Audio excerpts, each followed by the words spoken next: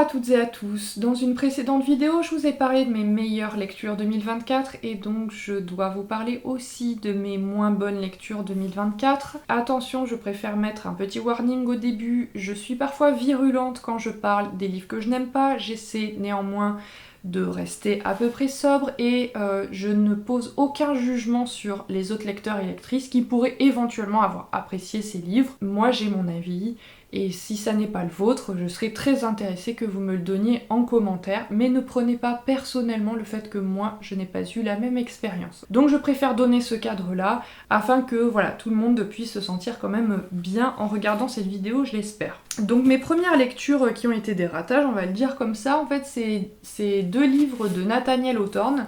J'avais parlé dans ma vidéo des meilleures lectures de La Lettre écarlate et de La Maison aux 7 pignons que j'avais adoré, mais les deux autres livres que j'ai lus de lui ne m'ont pas du tout plu, c'est le moins qu'on puisse dire. Donc il y a Les Contes étranges et Valjoie.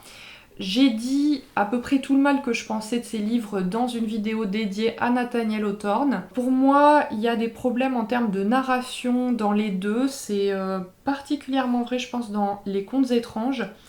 Nathaniel Hawthorne, c'est un très très grand auteur américain que moi j'aime énormément. Autant je pense pas que j'avais de grandes attentes par rapport à Valjoie, autant je pense que j'en avais quand même un peu plus sur les Contes étranges, notamment parce que il se sentait en rivalité avec Edgar Allan Poe, tous les deux étant des nouvellistes, et je pense que Edgar Allan Poe est quand même meilleur nouvelliste que Nathaniel Hawthorne, mais ça n'est que mon avis évidemment. J'ai trouvé que c'était dommage, il y avait de très bonnes idées et qu'en fait souvent ça faisait pchit, ça tombait à plat, c'était bancal. Donc pour moi c'était en fait des déceptions, en tout cas surtout les Contes étranges c'était une déception. Et pour Valjoie, j'ai trouvé aussi que l'auteur en fait avait les défauts de ses qualités, c'est-à-dire que Nathaniel Hawthorne est vraiment incroyable quand il parle des âmes tourmentées, de la psychologie des gens, c'est ce pourquoi il est particulièrement reconnu de nos jours. Et il le fait très très bien là-dedans, aussi dans les contes, mais je trouve que ça se fait au détriment de l'intrigue. Ça fait que c'est pas très bien caractérisé, c'est censé se passer dans une communauté utopiste. Et en fait, on comprend pas très bien, en tout cas moi je n'ai pas très bien compris les tenants et les aboutissants, le fonctionnement de cette communauté. Je pense que c'était pas le but de Hawthorne de nous en parler, mais moi c'était quand même aussi un peu ce que j'attendais. Donc pour moi c'était pas terrible. En fait ça aurait pu être pas mal si ça avait été écrit par quelqu'un d'autre. Si c'était quelqu'un d'autre qui l'avait fait, j'aurais dit c'est maladroit, mais il y a des choses vraiment intéressantes. Alors que là c'est fait par quelqu'un qui a pondu La Lettre écarlate. Enfin, écrire ça, c'est trop dommage, quoi. Donc pour moi, c'est pas terrible, en fait, Valjoie. Et je ne le conseille pas. Je ne le conseille pas seulement si vous voulez faire comme moi, lire d'autres livres d'un auteur que vous aimez bien.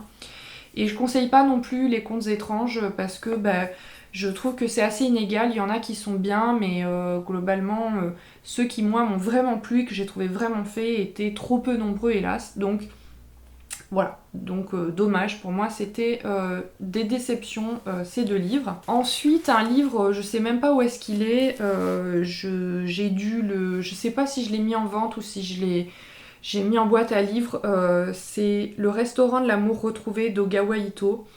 Je pense que j'ai taillé en pièces ce livre dans ma vidéo sur mes lectures récente au printemps. Je ne comprends pas ce livre en fait. Je ne comprends pas l'engouement qu'il y a autour de ce livre.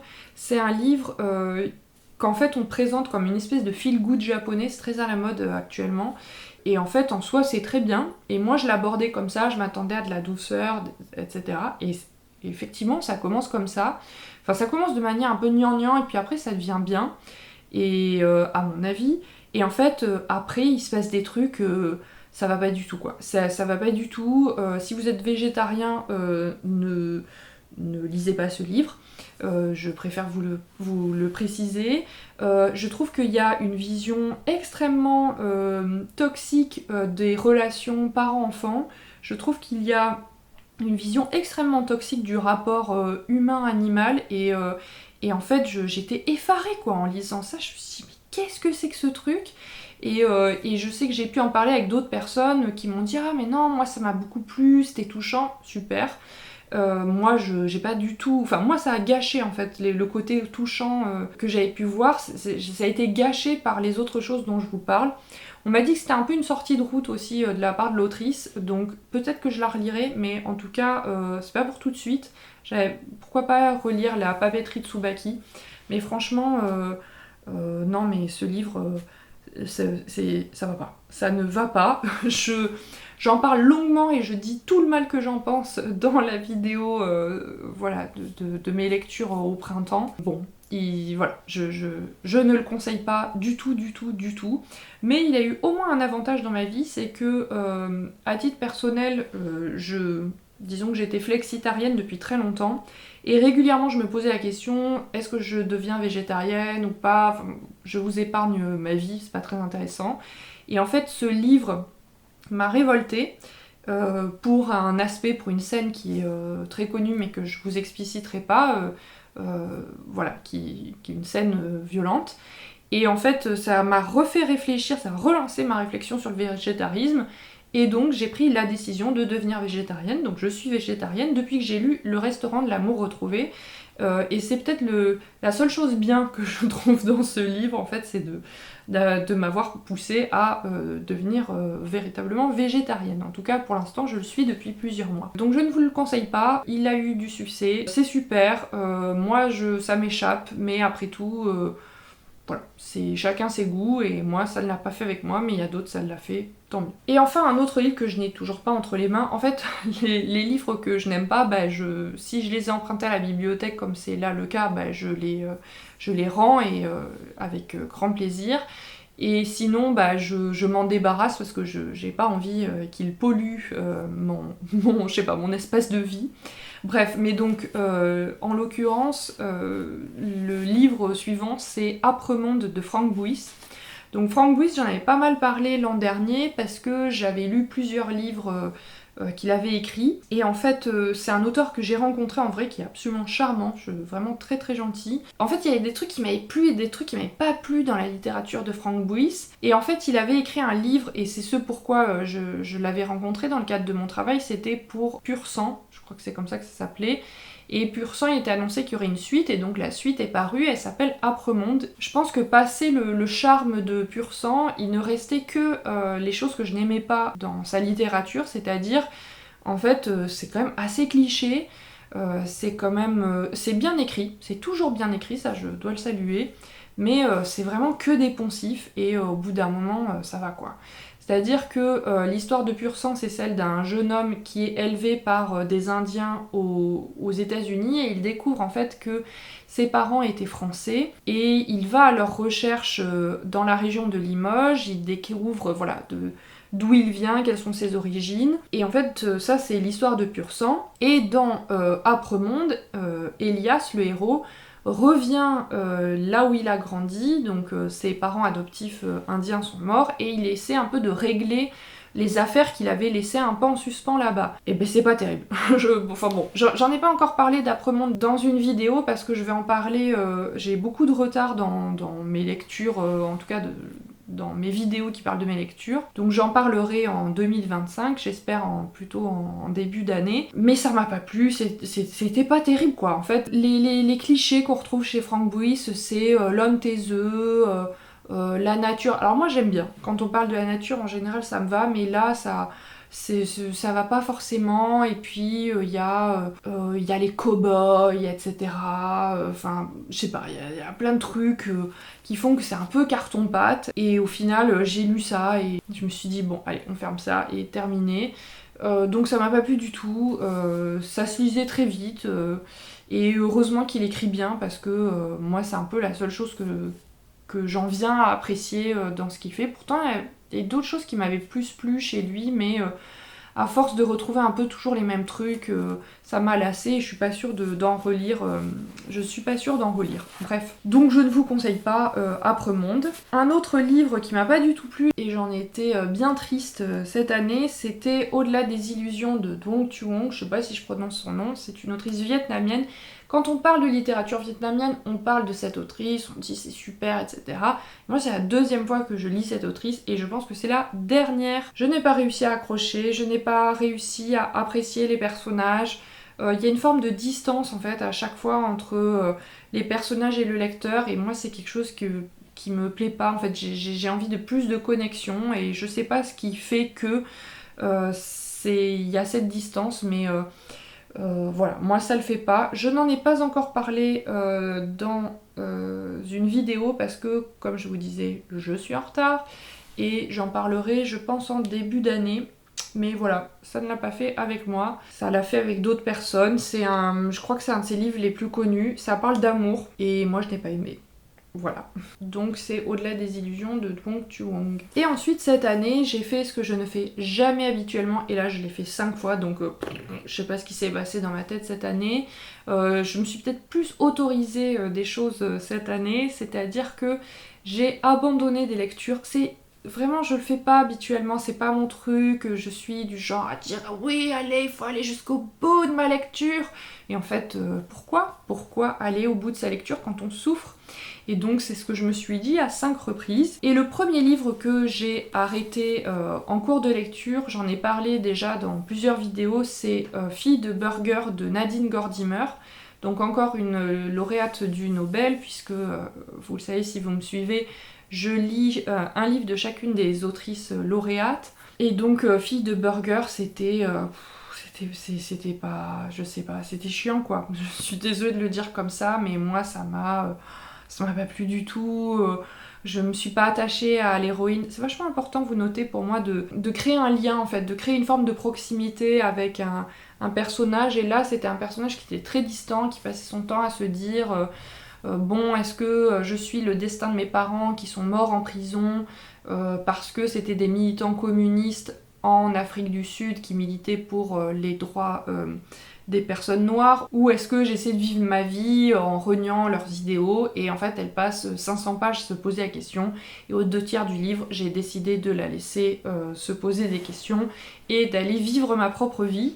Donc je n'ai pas apprécié Fille de burger et j'en suis vraiment désolée parce que c'est une grande autrice, Nadine Gordimer. Voilà, j'aurais pas dû choisir celui-là probablement dans les livres à lire d'elle. Peut-être si vous en avez d'autres à me conseiller, ça m'intéresserait, mais là non, ça l'a pas fait du tout, hélas. Ensuite, un autre livre que j'ai abandonné mais que j'ai décidé de garder quand même parce que c'est au moins un bel objet. C'est Ravage de Violette Leduc, donc je l'ai lu dans le cadre du club de lecture de Nabolita. Je suis contente de l'avoir lu, même si ça ne l'a pas fait. Pourquoi est-ce que je suis contente ? Parce que d'abord c'est quand même un très beau travail d'édition qui essaie de reconstituer le manuscrit original de Violette Leduc, et donc il y a tout un travail de reconstitution, de remettre les phrases qui avaient été censurées, etc. Enfin, c'est... Waouh, j'adore les travaux d'édition comme ça, c'est super. J'en ai parlé dans ma vidéo consacrée à l'avortement en littérature, où je parle de ce livre-là, je parle aussi d'Annie Ernaux et de Joyce Carol Oates. Je vous conseille d'aller voir cette vidéo. Et voilà, mais en fait c'est pesant. En fait, c'est pesant la littérature de Violette Leduc, en tout cas dans Ravage bien sûr. C'est pesant parce que l'héroïne, elle est pas très attachante, les autres personnages sont pas attachants. Après, c'est de l'autofiction, donc c'est des personnes réelles qu'elle dépeint. Et je sais pas, il y a cette espèce de... Tout est un peu glauque, quoi. Tout est un peu... Enfin, c'est horrible, quoi. C'est horrible, c'est... J'ai lu Thérèse et Isabelle qui m'a plu parce que, quand même, Violette Leduc, c'est quand même avant tout une écriture qui est... incroyable quoi, je pense que j'ai jamais vu une écriture comme ça, qui est aussi imagée, qui est aussi poétique, qui a un mélange de crudité, parce que c'est des récits érotiques et en même temps de fulgurance poétique, c'est incroyable, c'est pour ça que je suis ravie de l'avoir lu, mais ça ne l'a pas fait avec moi, et au bout d'un moment, Comme je savais qu'il allait se passer des trucs pas funky, viol et compagnie, je me suis dit, est-ce que tu as vraiment envie de t'imposer ça, Marie? La réponse étant non. J'ai arrêté ma lecture et j'ai lu, donc j'avais lu un tiers et après j'ai lu les 40 dernières pages qui sont consacrées donc à l'avortement qu'elle a subi, c'est pour ça que j'en parle dans ma vidéo sur l'avortement. Donc si vous voulez lire Violette le Duc, lisez-la vraiment dans cette édition-là, parce que c'est elle qui est la plus fidèle à son manuscrit original. Les autres sont des versions édulcorées, et voir son œuvre dépiautée à ce point était une très grande violence pour Violette le Duc, donc ne la violentez pas encore plus, lisez cette édition-là, même si je reconnais qu'elle est assez chère.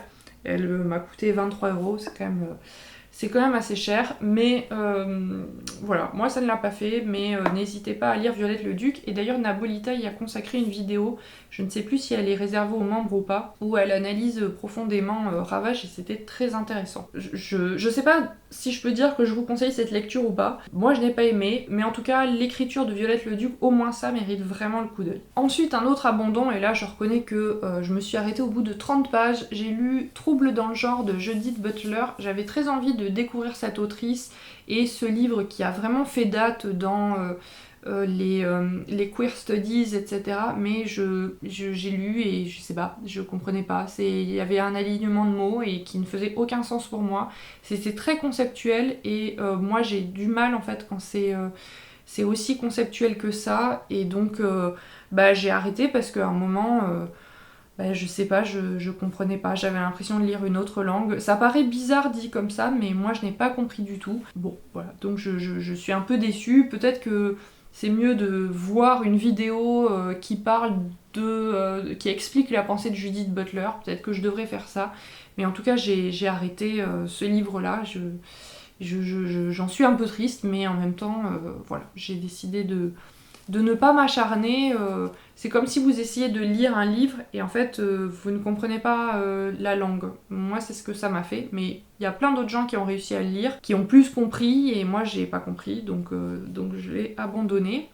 Et ensuite j'ai abandonné 2 livres pendant l'été, donc 2 livres indiens puisque j'ai lu de la littérature indienne. J'ai lu et abandonné Les Enfants de minuit de Salman Rushdie et Le Dieu des petits riens d'Arundhati Roy. En fait, ils sont assez différents l'un et l'autre. Les Enfants de minuit, c'est le grand classique de la littérature indienne, celui dont on parle à chaque fois, qui a eu énormément de succès. Et en plus, lire Salman Rushdie, voilà, je trouvais ça fort, je trouvais ça important. Il n'est pas dit que je relise pas un jour ce livre-là. J'étais pas trop dans mon assiette au moment de la lecture.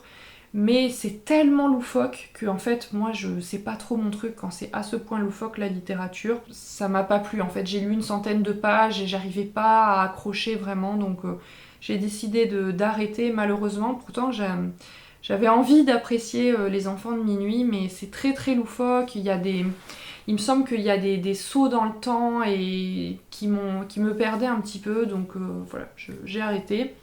Et ensuite, Le Dieu des petits riens, là aussi j'étais un peu déçue. C'était moins une grosse brique, je suis désolée, je les ai pas parce que ils étaient à mes parents, je leur ai rendu. C'était plus rapide à lire que Salman Rushdie, mais en fait, le principe c'est que, en tout cas moi c'est comme ça que je l'ai compris, je me suis arrêtée vers 90 pages. L'autrice, en fait, nous parle de choses et nous donne pas tout de suite les informations, et donc en fait on passe son temps à lire en se disant mais de quoi elle parle, ou là je sens qu'il me manque une information, ou alors on pense avoir compris et puis paf elle nous donne une info et on se dit putain mais waouh ça change complètement tout ce que j'avais vu, et en fait moi j'aime pas du tout ça. Enfin ça marche parfois en littérature pour moi, mais là en l'occurrence ça le faisait pas du tout.